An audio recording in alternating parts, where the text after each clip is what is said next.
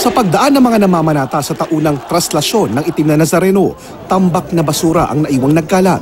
Pinakamarami ang mga pinaglagyan ng pagkain ng mga styro, mga plastic bottles din na matapos inuman, ginawang ihian, at mga diaper na basta na lang iniwan.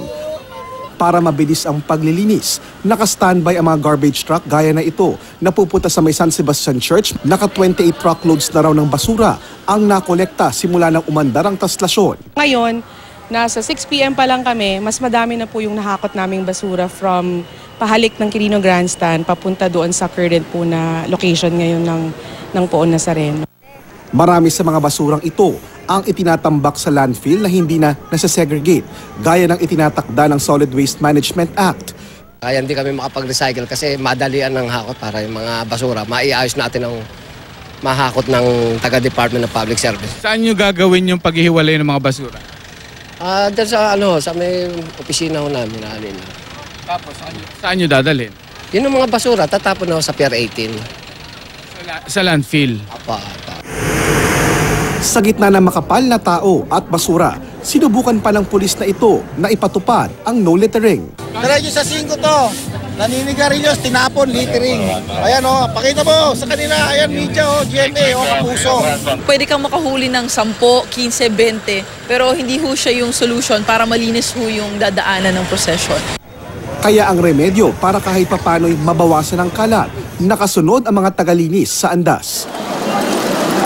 Nakabuntot din ang debotong si Arcel de los Santos sa traslasyon para samantalahin ang pagpupulot ng bote ng tubig. Bago magtanghali, nag-uumapaw na ang kanyang pedicab sa dami ng naipong bote. Aabot po siguro ng mga 700 din. Galing lang lahat to sa... Kasi po sa transaksyon po. Yung nakaraan taon po, hindi po kasi sumalang lang po ako mag-aap. Ngayon po, nangalakal po kasi kami. Wala po talaga. Sa bahagi ng Padre Burgos Street, sandamakmak na basura rin ang iniwan ng mga deboto. Ang mga basurang hindi kukunin ng mga mangangalakal, iniligpit naman ng mga garbage truck ng DPWH at Manila City Government.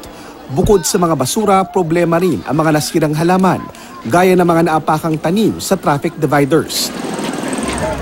Sa gitna ng pagsisikap ng marami na makalapit sa andas, iba naman ang panata ng debotong si Aling Maria na 5 taon nang nagboboluntaryong maglinis sa prosesyon.